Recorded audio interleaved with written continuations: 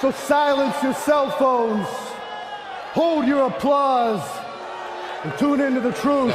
Oh, you didn't know? Your ass better call somebody. Getting beat up by 9 guys in Syracuse, to me, there's not a whole lot of shame in. From the 315 to the world, this is the Heel to Face podcast. The cream of the crop! Wow, man, freak out! Follow the show on Twitter and Instagram at Heel to the Face. I said, are you ready? From Armory Square in downtown Syracuse, New York, let's send it now to Dustin, Brandon, and Jared. Bad luck seems to be my middle name. They might as well tag me up with my buddies from Syracuse. No Dustin this week, but the Heel to Face podcast is here. I'm joined to my right with Brandon the Icebreaker Clements. You can find him on Twitter at Icebreaker21. You can find me on Twitter and Instagram at KRock Jared. And most importantly, follow the show on Twitter, Instagram, and of course, follow us on all our podcast formats at Heel to the Face. Double or Nothing this upcoming Saturday, coming off Money in the Bank, Raw, and SmackDown this past week. I was in attendance for Monday Night Raw. Money in the Bank, a great show. And Brandon, I just want to start off this show right here. It's not exactly the Money in the Bank briefcase, but to my right, I do have a briefcase. And I've never seen anyone hold it like this before, like a boombox from the 80s. But Brock Lesnar, and unfortunately, because I'm not nearly Brock Lesnar's size, this briefcase looks huge. But to Brock Lesnar, it looks like he's carrying around just a tablet. Yeah. On his shoulder there. Yeah, it's like an iPad. Like an iPad for him. But amazingly, Brock Lesnar, in my eyes, is your Money in the Bank winner. No, man. I'm not feeling it. I'm just not happy with it. Again, Brock, I mean, you're not in the minority there of not happy with it. No, and here's the thing. Vince is, I think he believes that the fans' negative reaction, which we know, the way to get people out the door is you don't react. You don't boo, you don't cheer. I think Vince is misinterpreting it. I think it's more of a, all right, let's get over, move on from Brock. Like he's been, he's a box office attraction. He's done all these different things. I mean, he's a big name, especially with Double or Nothing coming up. But Vince, you're looking at it wrong. Stop with Brock. He only came back because he couldn't get a deal done with UFC. Let's be honest. I'm sick of it. I've talked to a lot of my friends, a lot of people I know that are big fans of the business. They're over it. Like Vince is definitely, he needs to just stop the Brock Lesnar train. Every time he comes out, I'm just like, oh, here we go again. He's just going to stand around and look tough, and Paul's going to talk. To me, I'm just over it. I was hoping, for the Money in the Bank, I was really hoping Drew McIntyre was going to pull it out. I did read before the show that there was 3 changes actually before the show for the champion. The initial choice, which we agreed with, which is Drew McIntyre, and then leading into the night, Ali was the choice, and then last minute, the only person in the building besides Vince was Ali that knew that he knew, hey, Brock's gonna take it, and I don't know if you noticed, but they panned away from the Ali Brock situation because Ali got gashed open pretty good from what I heard. So people in attendance said, I was looking on Twitter, he got busted open pretty good. And kind of going off of that, there was a decent amount of color, as they say in the wrestling world, in the wrestling terms, on the Money in the Bank pay-per-view. What do you make of that? It's just a lot of coincidental color, or do you think maybe that might be making its way back in? I know obviously the Samoa Joe thing looked pretty serious, but obviously we saw Lars Sullivan as well bleeding a little bit. Obviously you mentioned Mustafa Ali. Do you think there's anything to be made of that? I don't think so. I think it's just the brutality of these matches, especially the Money in the Bank match. You got ladders, tables, ladders, and chairs. You got all the toys, so to speak. You had all the, or as growing up in the '90s, foreign objects, so to speak. So I mean, those things are going to happen. You're not seeing them, cutting themselves like they used to back in the day. I mean, you can see some of the old wrestlers where their foreheads look like they've just been chewed up and spit out, so to speak. I don't have anything really to add on that. I would just say it kind of just happened, I would say. Yeah, I mean, I didn't think there was anything to make of it. I obviously saw the gloves with Samoa Joe, so I didn't think that there was any, but obviously there was so much color you had to think about. Another thing there was so much of, there was a lot of referee gashes or goofs, and Corey Graves, Michael Cole, they made very, very note of it. Samoa Joe's shoulders weren't on the mat. Shane McMahon in his cage match, shouldn't have been stopped when he put his foot on the ropes. Do you see them doing anything or making anything of these controversial referee calls that were going on during Money in the Bank as well? Or do you think those were just happen at the time? Do you see anything made of that? Any storylines of bad reffing? Do you see, like we saw in, I think, the year 2001 when the refs went on strike, that kind of nonsense to kind of play off the NFL? I honestly thought that, going into Monday Night Raw and Tuesday Night SmackDown, I was thinking, yeah, they're really going to talk about this. They're going to make note of it. I didn't notice anything. I didn't hear anything. I didn't see anything. So, I mean, to me, I'm guessing at this point that they're just going to move on from it. Maybe it was just a bad night. In all sports. And normally, though, like you said, with the Mustafa Ali thing that got this all started, is they normally ignore it. They normally don't talk about it. But Michael Cole and Corey Graves obviously were making quite the note that Samoa Joe's shoulders were not nearly on the mat. They were making note that Shane McMahon's foot on the ropes shouldn't have mattered at all. That kind of thing. Normally, they kind of gloss over that and kind of just don't talk about it. Let it ride. They let it ride. But in this case, you were talking about Mustafa Ali. That's definitely one thing. I'm glad they did not have Mustafa Ali win Money in the Bank, because when I saw him on top of the ladder, the first thing I thought is you can't have Kofi Kingston versus Kofi Kingston headline a pay-per-view. Kofi Kingston is the current Rey Mysterio. In the UFC world, in the mixed martial arts world, he doesn't belong. That's why real sports sometimes is not as good as WWE, because you get these things like Kofi Kingston being a heavyweight champion. You don't get that in regular sports. You're not going to see him really fight Brock Lesnar inside mixed martial arts cages or anything like that, but this is the world of WWE. But with that being said, Kofi Kingston got where he was because at the time, he replaced Mustafa Ali in the Elimination Chamber as the throwaway guy who essentially SmackDown just needed someone who wasn't going to win, wasn't even going to be competitive.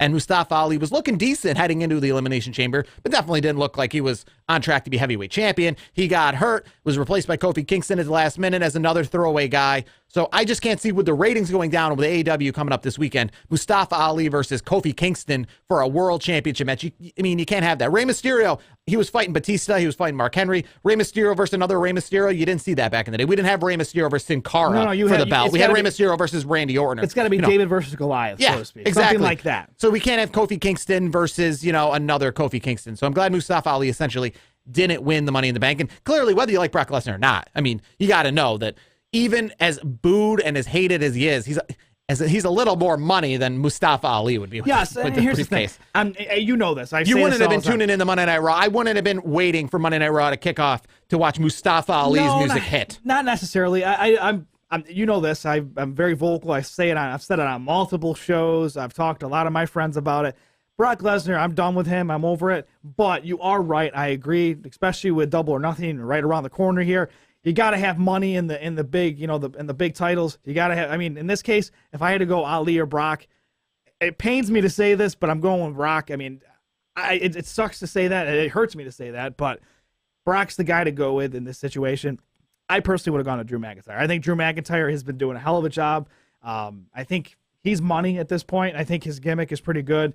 He's in need of some wins too. I feel like he's been they've kind of pushed him down a little bit, I feel like, lately. So I'm hopefully they do something with Drew, in the near future. He was, they had him booked to win, and then they changed it, and then it was Ali, and then they changed it to Brock. So, obviously if Drew was the choice at one point, management is thinking highly of him. So I think down the line you're going to see something from Drew. But, it's disappointing that Brock's, got the briefcase, but, yes, you are right. It's better him than Ali. Keeping on Money in the Bank briefcases, Bayley won the Money in the Bank briefcase later in the night, cashed it in, became the new champion. I was hoping she was going to cash it in against Becky Lynch because I wanted to see Becky 2 belts become Becky no belts just like that. But Becky still does have 1 belt as Bayley cashed it on Charlotte. So we had 2 changes there with Charlotte winning and then Bayley winning. Now, the thing I'm going to take out of this is she was kind of mentioning a few things about Sasha Banks, and there was some boos in the crowd. When Sasha Banks does make her return to the WWE, what do you think the reaction's going to be? I think it's going to be boos. Honestly, I think at this point, it's not, you can't hide it. Nowadays, especially with like the TMZs, the social media, you can't kind of turn a blind eye to it. Obviously, there's things going on with Sasha. She's kind of, a lot of people are interpreting that she thinks she's, top, she should be top dog. And she doesn't want to be, it seems like she doesn't want to be a team player. That's what I've read. A lot of people have said it on social media. I've always liked the Boss. I think she's a great in-ring competitor. I think she's good on the mic. But to me, I do feel like the team player thing might be there might be some substance, I would say. But yes, I think overall there's going to be some boos. I'll be excited to see her back, and hopefully she can stay healthy. I feel like a lot of these women are just not they're not staying healthy. I mean, look at Alexa Bliss. I mean, she Yeah. can't stay healthy. Like, I mean, she has, she has the, her little moment of bliss. But I mean, I want her in the ring. I mean, she's a good talker, but like she gets in the ring for a match and then like she's back out again. It's like, like what's really going on there? Is she really in that bad a shape? I mean, I'm hoping it's not another Paige situation. I mean, yeah, she I think just did have another setback, but either way, she's put on Twitter and social media that her career is just fine. I think some people try to put some crazy stuff on Twitter and Instagram that her career is coming to an end. Well, people were trying to kill Ric Flair on social media. Last week, Ric Flair was dead according to some social media accounts. And I'll say this right now, and I'm just going to take a shot at some of these people online. It's clickbait. It's clickbait. It's clickbait. It's really what it is. And honestly, it's not always good. Everybody wants to be the first to break a story, but come on, get your facts straight. And when what's his face? What's his Conrad Thompson? Conrad Thompson. When he was on Twitter and said, no, it's planned out. It's already ready. Everything's gonna be good to go. Like as soon as I heard that, I mean, he's in the family. He's married to Rick's daughter, for God's sake. Yeah. Like if anybody's gonna know, it's not gonna be you or I. It's gonna be that guy. So to me, like I hate to see how news is kind of going where it is right now. It's not about the first person or first story to break. Get the facts first and then put it out there. It's more important to get the facts out there.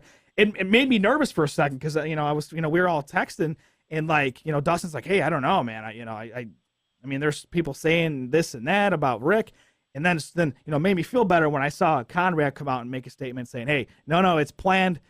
I don't know what extent though. Not to get too far off of it. I'm gonna take a guess and say maybe it was his heart. I know. I think he had it was a planned. It wasn't a heart surgery. Well, no, but it was something planned prior to a trip to Las Vegas. From I was what thinking I've been like reading. a stent or something. Maybe I don't know. I mean, we're not doctors or anything, but I mean, I know he's had some serious issues. Obviously, we almost lost him, not too long ago. Well, I mean, it's great. That's the thing. I mean, not to sound a little too morbid here, but we have people like Ric Flair who just keep kicking around, and we're worried. I mean, the day is going to come. Let's be serious. I mean, he is a professional wrestler, has been living that lifestyle, and when he does pass, which I think will probably be sooner than later, I don't think he'll be the first people. I don't think Ric Flair would be the first person that would be over here like saying that you should, let's say, grieve or like be really thinking, because he's lived the life. He admits the life that he has lived has been very fast. And unfortunately, while we were going through all of this and thinking about, is it true that a 70-year-old person who essentially was living the high life, doing all the drugs, drinking all the alcohol, sleeping with all the women, is it true that at 70 years old, after being beat up for the last 50 years of his life, that he could be passing away when a young, healthy, fit 39-year-old Ashley Massaro then indeed did pass away this past week from what was an apparent suicide? Yes. Very unfortunate. That was very surprising, but at the same time, I want to know a little bit more. We don't really have too many more facts, but I don't think it's anything related to the typical suicides that we see in the world of professional wrestling, because I don't think her time in WWE, she probably did a lot of house shows back in the day, but I don't think her time in wrestling was to the extent that like a Chris Benoit or an Eddie Guerrero or some of these guys who the business really took or the Dynamite Kids who the business really took a toll on them. I think Ashley Massaro. Owen Hart. We're on the 20th anniversary of Owen Hart's death, but that was a complete tragedy. That wasn't a suicide. No, but some of these wrestlers who do indeed commit suicide, I think has to do with, the fact that wrestling takes a toll on your body and, it gets you addicted to painkillers and stuff. And if she was addicted to painkillers, I think it's unwrestling related. I would say that much. I think it's more personal. Yeah, and I will say this: I do have a good friend of mine. I actually went to school with him up at Oswego. He actually works. He works at the same radio station that Ashley was working at. I did reach out to him. We didn't get into too much detail with it. Obviously, he's in a lot of pain. I feel him. Him and her were very close. Actually, they were both jocks on the air, so they were became friends. And he told me, he's like, I talked to her the night before she passed. And like he obviously he feels very upset, and we're all upset about it because she was 39 years old. She's got a daughter. And I don't know if you saw the comments from CM Punk. I did not know. No, he came out, like they asked him about it, and he had this great statement. Like he was very sincere, and he said, hey, if you're in a bad spot, just call somebody, text somebody, just reach out. We're all here to help. We're all here. We're in this together. We're all humans. So whether you're rich and famous or you're working the 9 to 5, making minimum wage, we're all human. So at the end of the day, let's try to prevent this stuff. And my thoughts and prayers go out to the whole family and everybody that was affected by it. So moving on to Monday Night Raw really quick, we had the return of Cesaro. I'd like to make note of that because I thought it was a very successful return. I like the new Cesaro. Hopefully, unlike Vince McMahon has spoken to us in the past, maybe he's going to get a little bit of a push. Yeah, he looked pretty good on Monday Night Raw. I'll believe it when I see it. I mean, I did notice he has a new entrance as well. So, yes. So I feel like they're giving him not a full makeover, but they're tweaking a few things. Well, speaking of tweaking a few things, let's skip ahead in the Monday Night Raw and what is now the third hour, which is just. There's no new name. It's just Raw. I was there in attendance. They dimmed the lights, made me feel like I was at NXT. I thought they should have dimmed the lights a long time earlier because, surprise, surprise, Monday Night Raw, half full. I mean, there was a lot of curtains up. The entire upper deck was curtained on the non-TV side. The entire upper deck was curtained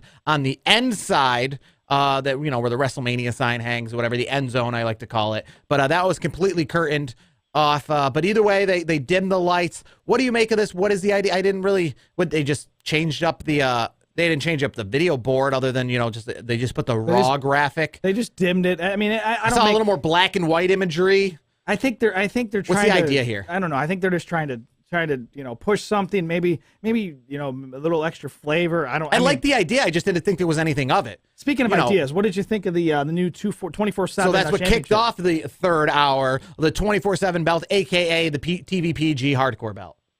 That's really what it is. I mean, or the jobber belt. I mean, I didn't see this belt was open to anybody, but I didn't see Brock Lesnar running out to grab it. No, it was like Titus O'Neil. A lot of people were bringing to my attention too, and probably negative to the belt, is that the people who weren't involved in trying to get the belt could care less about the belt. Bobby Roode's running backstage, and you have people backstage who are legitimate, top WWE dogs, and they cared less about the belt. They weren't looking to pin Bobby Roode. If Bobby Roode dropped the belt, they would have been like, hey, you dropped something. I mean, none of them were looking. So that doesn't look well for the belt. It's not a good look. Yeah. I mean, it's the current Crash Hollies of the world and Steve Blackmans of the modern WWE who are trying to get this belt. That's really what it is. And unfortunately, I mean, you're right. I mean, when you see other superstars, it's kind of like, yeah, whatever. I mean, to me, it just decreases the value of the title. I do like the gimmick where it's a 24/7 because we've never seen it in the social media age. No, I think it's cool because who knows? I mean, if WWE does this right, maybe to help them get some live event bumps. Maybe they can have a title change hands legitimately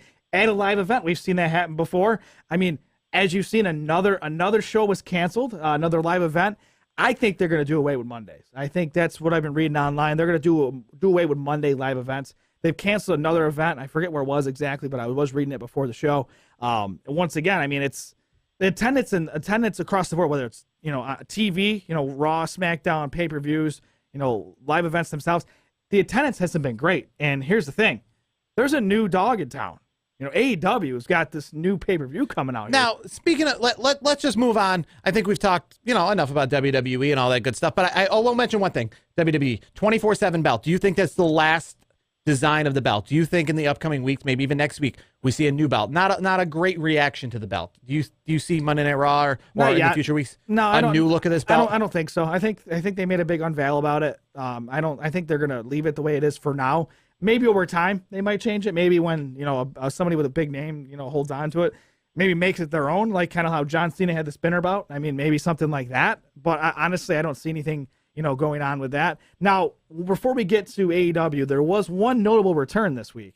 Dolph Ziggler made his return on SmackDown. That was cool. I'm a big Ziggy guy, so I'm glad to see he's back. I mean, the only time I've seen Ziggler on TV was on the Ms. and Mrs. Reality show, so it's good to see him back in the ring. Just another one of the wrestlers who says they're too good for wrestling, and all of a sudden they're back. Yeah, that's the problem with Dolph. I've always liked Dolph, but it's like, are you fully in? I watched him do an interview Raw Rumble weekend saying that after Raw Rumble, he was done. He wasn't going to be at WrestleMania. He was going to be holding, a comedy show, WrestleMania night. He wasn't even going to be watching it. Wrestling's in the past. It was a fun time, but he's ready to move on, and boom, not too long, he's back in WWE. Yeah, I mean, they get that itch. I mean, that's just what it is. He's got the itch. I mean, we'll see what he does with this whole thing he did, the attack on Kofi. That was a pretty good attack too. I mean, that they sold that pretty well. So I'm kind of curious to see where that goes for Dolph Ziggler.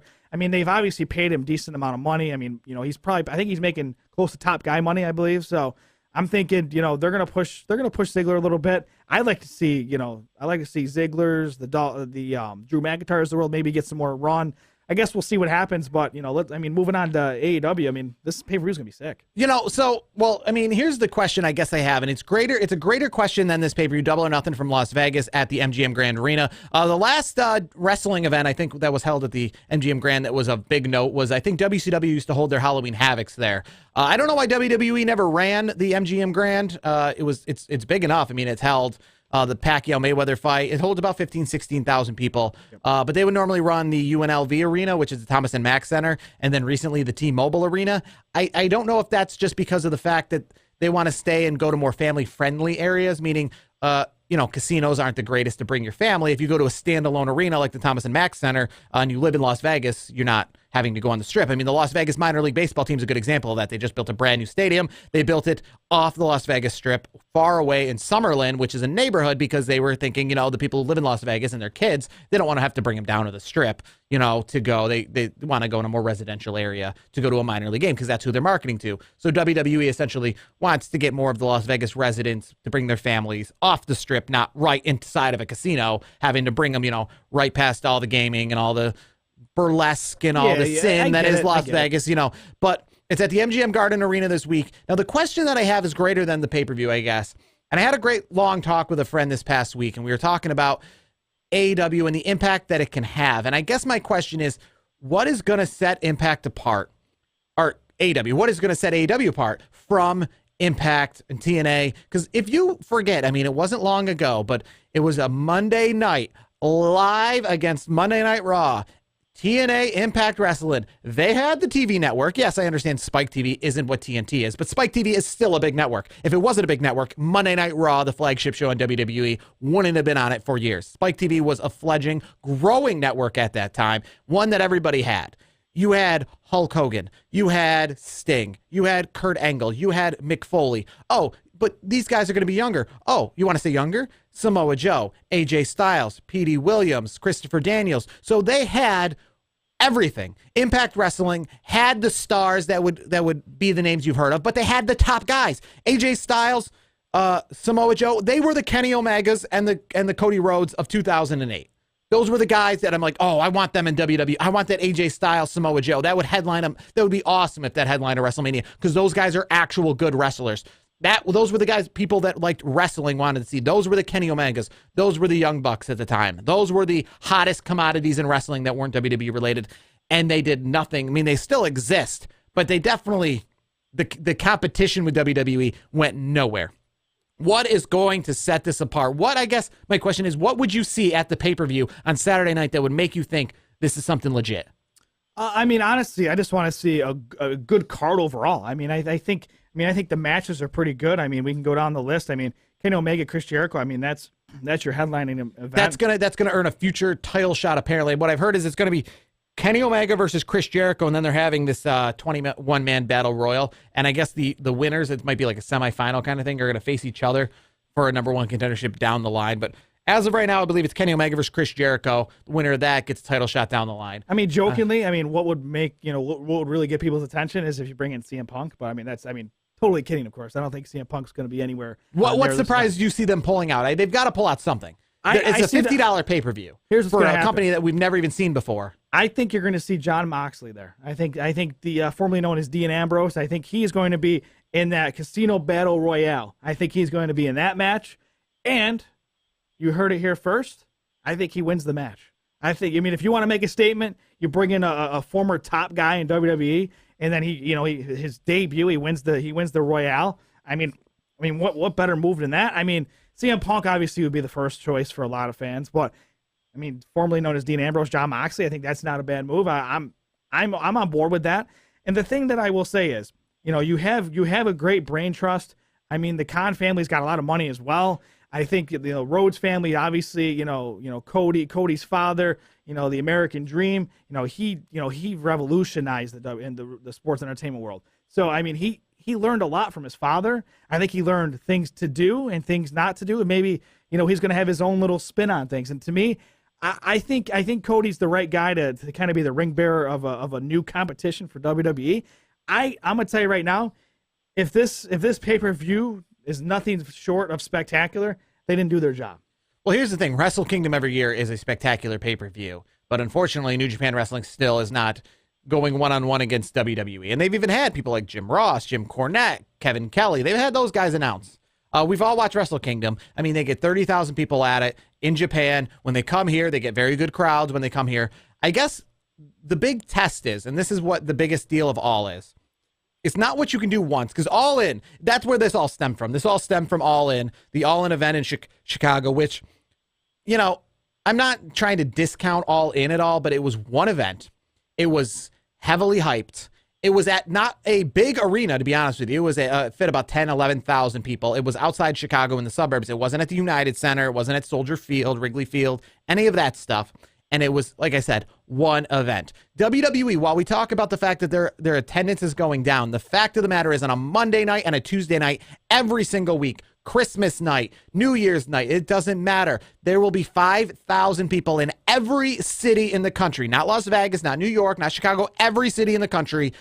Anywhere in the world, they can get 5,000 people any night of the week. We're not talking Saturday nights and Sunday nights. We're talking every night. And I think we're not really going to get much out of the AEW Double or Nothing pay-per-view that's really going to make me know that this event is taking off. What's going to make me know that AEW is real is that when they are on Tuesday nights, I see them traveling the country. I see them filling up a War Memorial like we have here in Syracuse, an arena like they have in Rochester, in Toledo, in Cleveland, all over the country, doesn't matter where they are, every single week. Impact Wrestling couldn't do it. They tried to do pay-per-views. They moved them out, and they would get decent crowds. But again, that was just once a month. They would move the pay-per-views. When they tried doing Impact Wrestling in different cities every single week, it failed.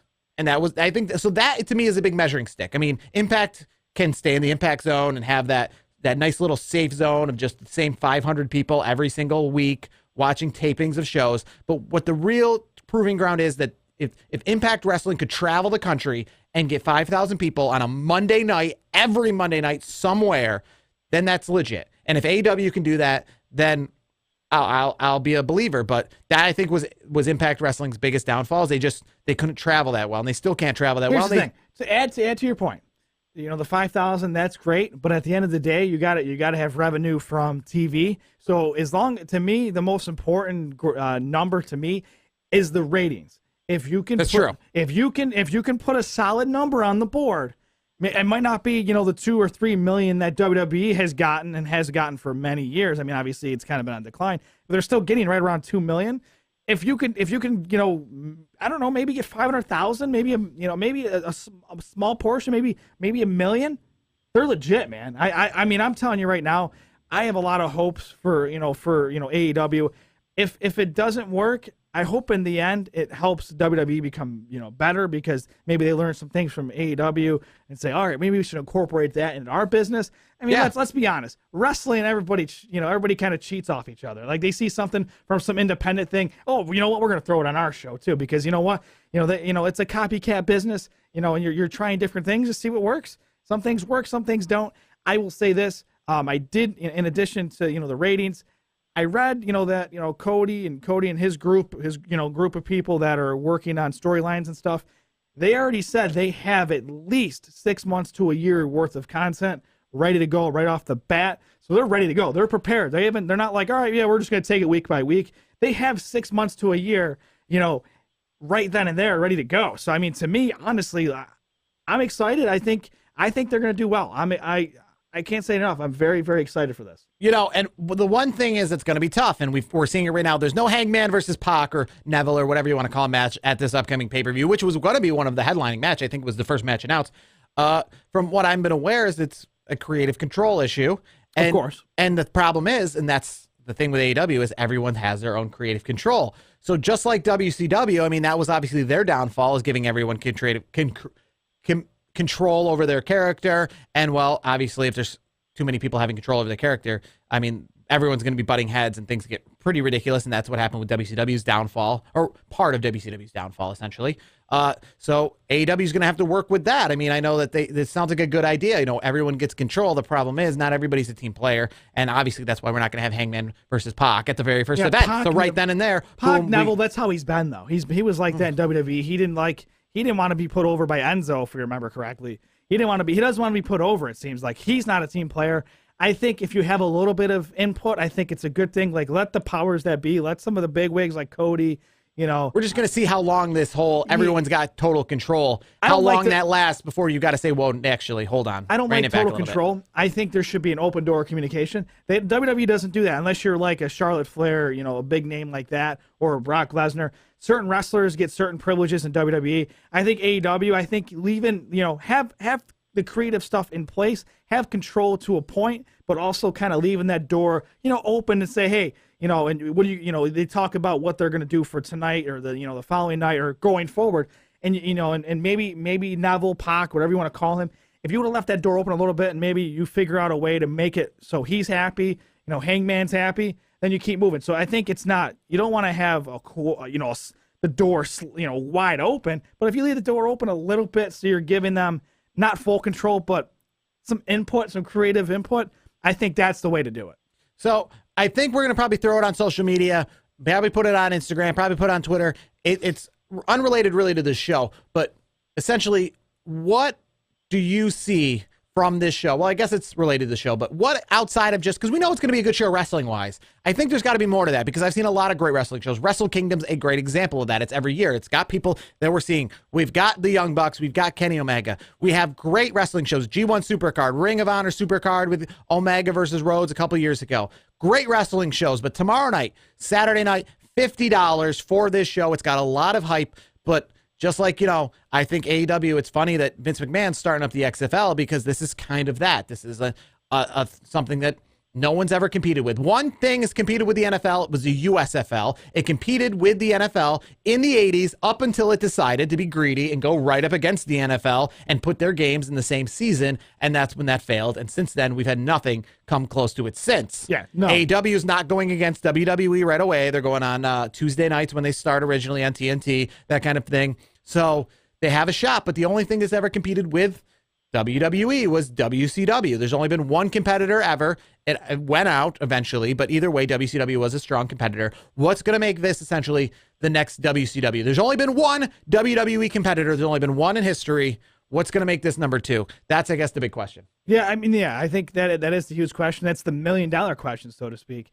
So, at the end of the day, I guess we'll have to see what happens. All right, that's going to do it for this week's edition of the show, Double or Nothing this week. We'll talk all about it next week, what we saw from the show that we think could grow forward with AEW. There's no Tuesday Night Dynamite this week, so it's a standalone show. But either way, we will talk about it. We'll talk about Monday Night Raw and all that, getting ready for Super Showdown, a show better than WrestleMania. Not in my eyes, according to WWE. I want to talk a little about that next week, about them essentially saying better than WrestleMania. Thanks a lot. I paid like $250 for a WrestleMania ticket because you told me, WWE, it's the biggest show there is. And then you tell me, nah, actually, we got a show that's better than that. In fact, it's coming from the company. It's kind of a little diss to the fans right there. You told 80,000 people that a show with no hype, with no storylines, with nothing that you've watched, so no investment, is just going to be better than WrestleMania. We'll talk about that next week if we have Dustin on as well. But either way, that's Icebreaker 21 to my right if you're watching us on YouTube. I am K-Rock Jared. Make sure you follow the show on Twitter at Heel to the Face. Follow us on Instagram at Heel to the Face. And find us and subscribe to us on YouTube, SoundCloud, iTunes, the whole 9 yards, the Heel to the Face podcast. Double or Nothing this week. We will get at you next week as it'll be no, we'll still be in May. I was going to say June. But either way, we're on the road to Super Showdown and more AEW. Till then,